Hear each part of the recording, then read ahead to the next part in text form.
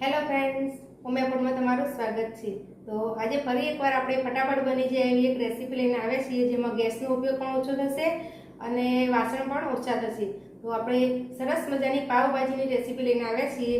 તો પાવભાજીમાં આપણે શાકભાજી બાફવાની કે પછી ગ્રેવી બનાવવાની ઝંઝટ નહીં થાય અને આપણે સરળ રીતે પાવભાજી બનાવીશું અને ટેસ્ટ તો બેસ્ટ હશે જ। તો ચાલો શરૂ કરીએ।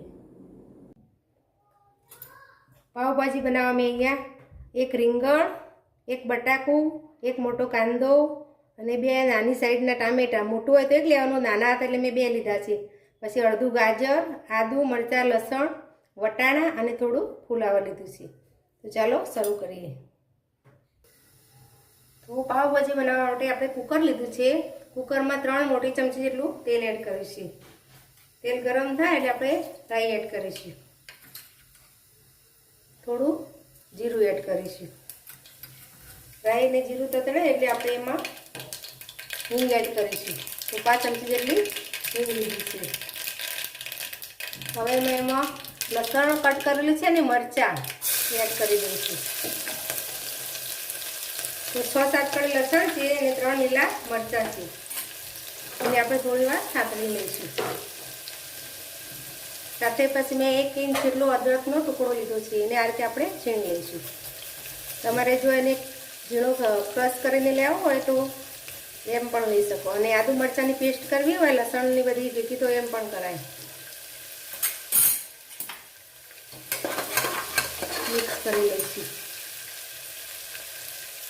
तो आपणा लसणने थोड़ीवार संतळाई जाय एमां आपणे शाकभाजी एड करी दईशुं। पहला આપણે કાંદો એડ કરીશું। બધા શાકભાજી વારાફરતી ઉમેરી દેવાના છે। બટાકા, રીંગણ, ફ્લાવર, વટાણા, અડધી વાટકી જેટલા વટાણા લીધા છે। પછી ગાજર ને ટામેટા। એકવાર સરસ આપણે મિક્સ કરી લઈશું। હવે મસાલા કરી દઈશું આપણે। તો મસાલામાં આપણે સ્વાદ પ્રમાણે મીઠું એડ કરીશું।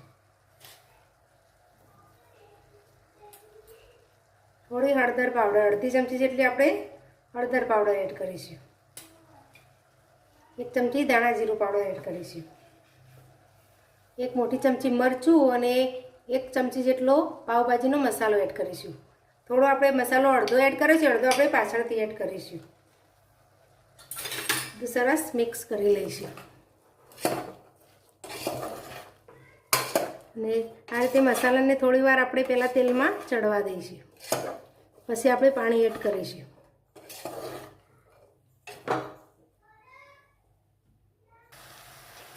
तो मसालो सरस संतळाई गयो छे।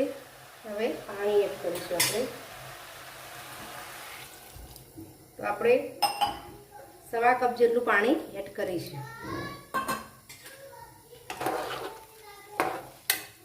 સરસ મિક્સ કરી દઈશું।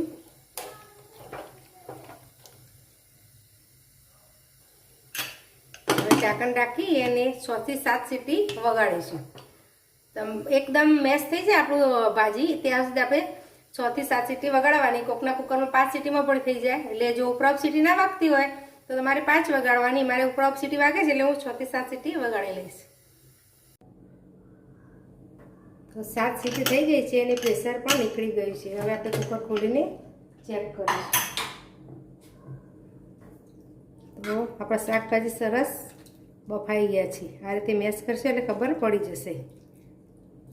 હવે આપણે મેસરથી મેશ કરવાનું છે। आ रीते आपणे मेसरथी मेश करी लईशुं। जेम पावभाजी मेश करी ए रीते ज आपणे मेश करवानी छे।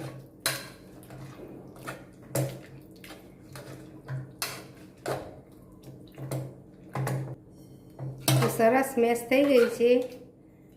थोड़ी घट छे એટલે આપણે થોડું ગરમ પાણી એડ કરીશું। તો ગરમ પાણી જ એડ કરવાનું। તો આપણે મોટી 3 ચમચી જેટલું ગરમ પાણી એડ કર્યું છે। મિક્સ કરીશું। હવે તમે આમ નામ જો કુકરમાં થોડીવાર ગરમ કરવા મૂકો તો કુકરમાં મૂકવાનું। હું આપણે વિડીયોમાં દેખાય એ માટે હું કઢાઈમાં એડ કરું છું। તો હું આ રીતે કઢાઈમાં લઈ અને ગરમ કરવા મૂકી દઈશ. અને કુકરમાં કરશો તો પણ ચાલશે. તો આપણે અડધી ચમચી પાછો પાવભાજીનો મસાલો ઉપરથી એડ કરીશું એટલે સ્મેલ સરસ આવે. અને અડધા લીંબુનો રસ એડ કરીશું. મિક્સ કરી લઈશું. હવે આપણે વધારે ઉકાળવાની પાવભાજીની જરૂર નથી. થોડી ગરમ થાય એટલે આપણે ગેસ બંધ કરી દેવાનું છે. આપણે 2 મિનિટ જ ખાલી ગરમ થવા દઈશું. 2 મિનિટ થઈ ગઈ છે. જો તમે સરસ તેલ ઉપર આવી ગયું છે. હવે આપણે ઉપરથી દાણા એડ કરી દઈશું અને મિક્સ કરી લઈશું. અને આ રીતની તમે જોઈ શકો છો સરસ ભાજી આપણી તૈયાર થઈ જાય છે.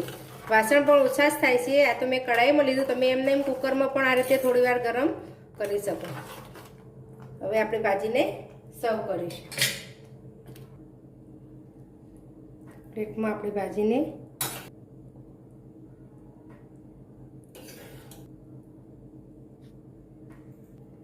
ઉપરથી થોડા દાણા એડ કરીશું. તો તૈયાર છે આપણી એકદમ સરળ રીતે અને વાસણ પણ ઓછા થાય એ રીતે ફટાફટ બની જાય એવી પાવભાજી. તો જો તમને મારી રેસીપી ગમી હોય તો મારા વિડીયોને લાઇક, શેર અને મારી ચેનલને સબસ્ક્રાઈબ જરૂર કરજો. ફરી મળીશું આવા નવા વિડીયો સાથે. ધન્યવાદ.